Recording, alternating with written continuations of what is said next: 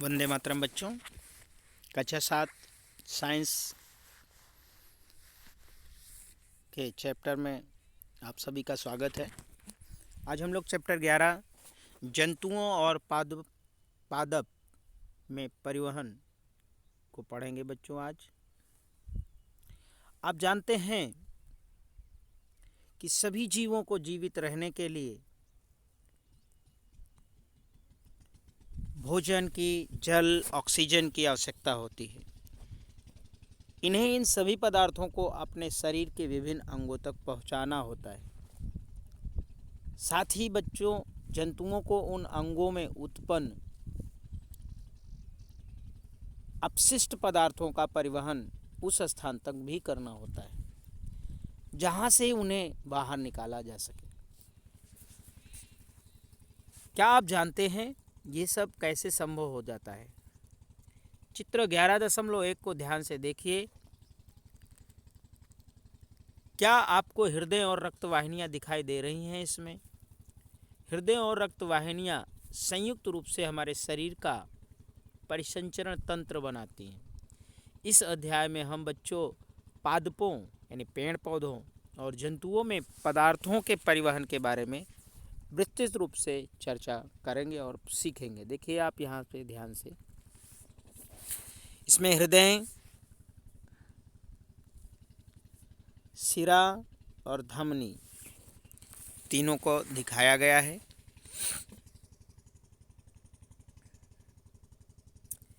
ये परिसंचरण तंत्र है जिसमें धमनियां लाल रंग की तथा सिराएं नीले रंग में दिखाई गई हैं। तो बच्चों, परिसंचरण तंत्र क्या है? रक्त यानी जो हमारा ब्लड है, जब हमारे शरीर का कोई भाग कट जाता है तो क्या होता है? रक्त या रुधिर बहने लगता है। जानते हैं ना, उसमें से क्या बहने लगता है? ब्लड या रक्त, रुधिर। लेकिन रक्त क्या है बच्चों? यानी खून क्या है, ब्लड क्या है, रक्त क्या है या रुधिर क्या है? तो रक्त वो तरल पदार्थ या द्रव है बच्चों जो रक्त वाहिनियों में प्रवाहित होता है और ये पाचित भोजन को छोटी आंत से शरीर के अन्य भागों तक ले जाने में मदद करता है। हमारे फेफड़े से ऑक्सीजन को भी रक्त ही शरीर की कोशिकाओं तक ले जाता है। रक्त शरीर में से अपशिष्ट पदार्थों को बाहर निकालने के लिए उनका परिवहन भी करता है। रक्त विभिन्न पदार्थों को किस प्रकार ले जाता है? रक्त एक तरल से बना है जिसे प्लाज्मा कहते हैं बच्चों, जिसमें विभिन्न प्रकार की कोशिकाएं निलंबित रहती हैं। ठीक है, तो आपने पहले ही ये चित्र देखा। ये रक्त परिसंचरण तंत्र का है जिसमें धमनियां लाल रंग और सिराएं नीले रंग में दिखाई गई हैं। यहाँ पर बूझो के दिमाग में एक प्रश्न आ रहा है कि रक्त जो होता है वो लाल रंग का ही क्यों होता है? रक्त में बच्चों, रक्त जो है उसमें एक प्रकार की कोशिकाएं, लाल रक्त कोशिकाएं जिसे आरबीसी, रेड ब्लड सेल्स होती हैं, जिसमें एक लाल वर्णक होता है जिसे हीमोग्लोबिन कहते हैं। और हीमोग्लोबिन जो है ऑक्सीजन को अपने साथ संयुक्त करके यानी मिलाकर शरीर के सभी भागों में और अंततः सभी कोशिकाओं तक परिवहन करता है, मतलब पहुंचाता है। हीमोग्लोबिन की अगर कमी हो जाए बच्चों तो हमारे शरीर की सभी कोशिकाओं को सरलतापूर्वक ऑक्सीजन प्रदान करना कठिन हो जाएगा। हीमोग्लोबिन की उपस्थिति के वजह से जो हमारा ब्लड है या रक्त है वो बच्चों लाल होता है। तो बूझो को उसकी पहेली का आंसर मिल गया कि यानी जो रक्त है लाल किसके वजह से होता है। बच्चों, रक्त में अन्य प्रकार की कोशिकाएं भी होती हैं जिन्हें हम श्वेत रक्त कोशिकाएं यानी WBC, वाइट ब्लड सेल्स कहते हैं। और ये कोशिकाएं उन रोगाणुओं को नष्ट करती हैं जो हमारे शरीर में प्रवेश करते हैं। बूझो खेलते समय गिर गई और उसके घुटने में चोट लग गई। कटे हुए स्थान से रक्त बहने लगा।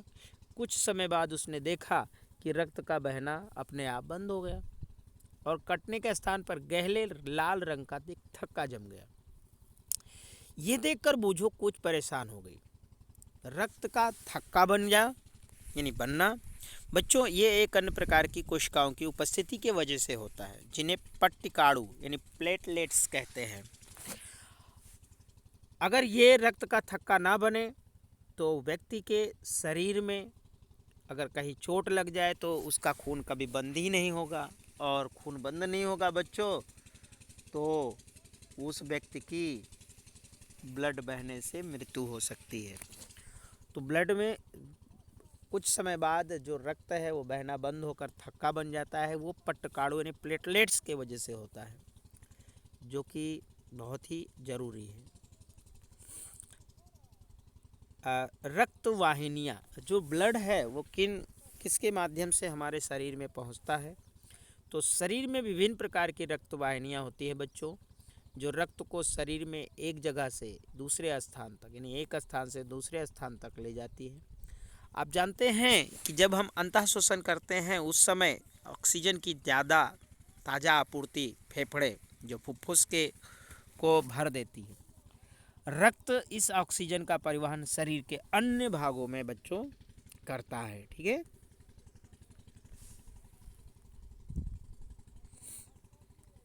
साथ ही साथ रक्त जो है वो कोशिकाओं से कार्बन डाइऑक्साइड सहित अन्य अपशिष्ट पदार्थों को ले जाता है। इस रक्त को वापस हृदय में लाया जाता है, जहाँ से ये फेफड़े में जाता है। फेफड़े से कार्बन डाइऑक्साइड बाहर निकाल दिया जाता है, जैसा कक्षा अध्याय 10 में आपने पढ़ा था। इस तरह से शरीर में दो प्रकार की रक्त वाहिनियाँ पाई जाती हैं बच्चों, जिसे धमनी और एक को शिरा कहते हैं, जैसा हमने चित्र में देखा। जो धमनियाँ हैं वो हृदय से ऑक्सीजन समृद्ध रक्त को यानी जो ऑक्सीजन युक्त अच्छा रुधिर है, ब्लड है, उसको शरीर के सभी भागों में ले जाती है। चूँकि रक्त प्रवाह तेजी से और अधिक दाब पर होता है बच्चों, इसलिए धमनियों की जो दीवारें हैं वो मोटी और प्रत्यास्थ होती है, मतलब मुड़ सके ऐसी होती हैं। तो आप बच्चों हम धमनियों से रक्त के प्रवाह का अनुभव करने के लिए एक क्रियाकलाप देखेंगे। अपने दाहिने हाथ की मध्य और तर्जनी अंगुली की अपनी बाएं वाम कलाई के भीतरी भाग को आप उस पर रखिए। क्या आपको कोई स्पंदन यानी धक धक की आवाज़ होती है? ये जो स्पंदन है यानी धक धक की आवाज़ है, ये क्यों होती है बच्चों? ये स्पंदन यानी नाड़ी स्पंद है, यानी जिसे हम नब्ज कहते हैं। जब डॉक्टर कोई बीमार व्यक्ति को देखता है तो वो पहले नब्ज टोता है, और ये धमनियों में प्रवाहित हो रहे रक्त के कारण होता है। और अगर रक्त का प्रवाह सही नहीं होता तो वो धीरे धीरे होता है। देखिएगा कि 1 मिनट में कितनी बार ये धड़कता है। तो ये देखिए, ऐसा ये कलाई में नाड़ी स्पंदन का अनुभव करने को ये दिखाया गया है। ठीक है, तो बच्चों आप अब देखिए, आपने कितने नाड़ी स्पंदन गिने? प्रति मिनट स्पंदों की जो संख्या होती है उसे स्पंदन दर कहते हैं। विश्राम की अवस्था में किसी स्वस्थ व्यक्ति की, जो वयस्क व्यक्ति है, उसकी स्पंदन दर जो है 72 से 80 स्पंदन प्रति मिनट, यानी 1 मिनट में 72 से 80 बार होता है। अपने शरीर में अन्य ऐसे भागों का पता लगाइए जहां आप नाड़ी स्पंदन का अनुभव कर सकते हैं। अपनी और अपने सहपाठियों के प्रति मिनट नाड़ी स्पंदन दर ज्ञात कीजिए और वहां पर यहाँ पे लिखिए। बच्चों, वे रक्तवाहिनियाँ जो कार्बन डाइऑक्साइड समृद्ध शरीर के सभी भागों में वापस हृदय में ले आते हैं या ले जाती हैं, उन्हें शिराएं कहती हैं। शिराओं की जो भित्तियाँ हैं वो अपेक्षाकृत पतली होती है धमनी की, और शिराओं में ऐसे वाल्व होते हैं जो रक्त को केवल हृदय की ओर ही प्रवाहित होने देते हैं। ये फेफड़ा है, फुफ्फुस धमनी, केशिकाएँ और फुफ्फुस शिरा और शिरा, ये परिसंचरण तंत्र की व्यवस्था है। जैसा कि चित्र में आपने देखा, आपको धमनियां अन्य छोटी वाहिनियों में विभाजित हुई दिखाई दे रही हैं। ऊतकों में पहुंचकर वे पुनः अत्यधिक पतली नलिकाओं में विभाजित हो जाती है, जिन्हें केशिकाएं कहते हैं। केशिकाएं पुनः मिलकर शिराओं को बनाती हैं जो रक्त को हृदय में ले जाती है बच्चों। तो यहाँ पर ये कह रहा है कि मैं भ्रमित हूँ कि मैंने पढ़ा था कि धमनी सदैव ऑक्सीजन समृद्ध रक्त ही ले जाती है। तो उसे पहले ने बताया कि फुफ्फुस धमनी हृदय को रक्त ले जाती है, इसलिए इसे सिरा नहीं बल्कि धमनी कहते हैं। और ये कार्बन डाइऑक्साइड समृद्ध रक्त को फेफड़ों में ले जाती है, इसको फुफ्फुस सिरा ऑक्सीजन समृद्ध रक्त को फेफड़ों से हृदय में लाता है। ठीक है। अब रक्तदान, रक्त की अनुपलब्धता के कारण यानी रक्त बहुत ही कम है, इस वजह से सैकड़ों लोग अपनी जान गंवा देते हैं।